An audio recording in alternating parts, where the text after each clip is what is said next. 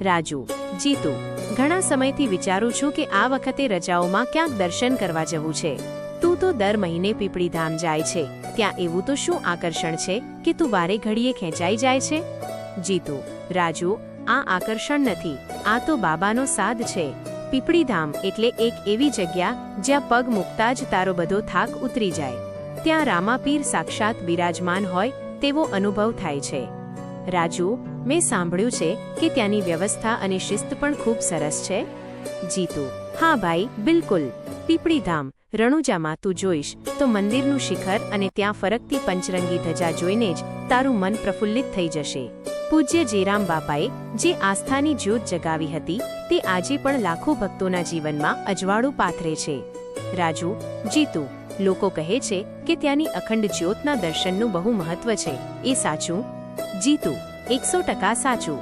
એ અખંડ જ્યોતના દર્શન કરવા એ સૌભાગ્યની વાત છે.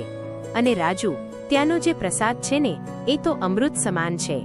ભલે હજારોની મેદની હોય પણ જે શાંતિથી ત્યાં ભોજન પ્રસાદ લેવાય છે એ વ્યવસ્થા જોઈને તું દંગ રહી જઈશ. રાજુ, અરે વાહ. જીતુ, મને તો હવે અત્યારથી જ ઉત્સાહ થઈ રહ્યો છે. ત્યાં જવા માટે કોઈ ખાસ દિવસ ખરો? જીતુ, આમ તો ગમે ત્યારે જવાય, પણ જો તું બીજના દિવસે આવે તો ત્યાંનો માહોલ કંઈક અલગ જ હોય છે. ભજન, કીર્તન અને શ્રદ્ધાળુઓનો જયઘોષ. આખું પીપળીધામ રામાપીરના રંગમાં રંગાઈ જાય છે. રાજુ, તો પછી નક્કી. આ રવિવારે આપણે બંને પીપળીધામ જઈએ છીએ. મારે પણ બાબાના ચરણોમાં શીશ ઝુકાવવું છે. જીતુ, ચોક્કસ રાજુ. બાબા તારી બધી મનોકામના પૂરી કરશે. બસ શ્રદ્ધા રાખજે, કારણ કે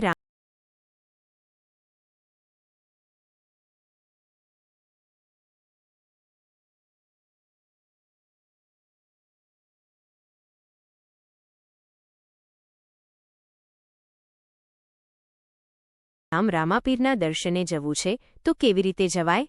જીતુ, રાજુ, રાજકોટથી પીપળીધામ જવા માટે સૌથી ઉત્તમ રસ્તો અમદાવાદ હાઈવે NH47 વાળો છે. આપણે રાજકોટથી નીકળીને કુવાડવા અને ત્યાંથી ચોટીલા તરફ જવું પડશે.